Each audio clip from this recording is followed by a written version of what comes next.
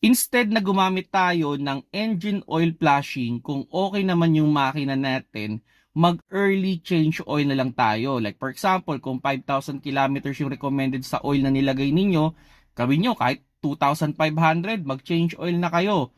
Mas safe yon.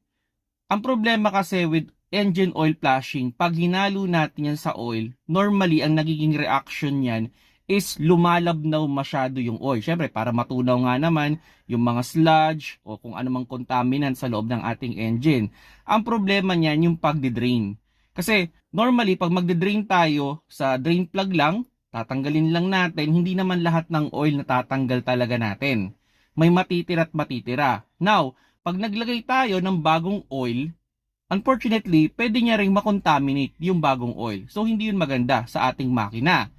Kung sakali man okay gumamit niyan, kung sakaling magbababa talaga kayo ng oil pan, o talagang meron talagang sign of sludge yung inyong engine, instead na buksan ninyo, you could try yung engine flushing.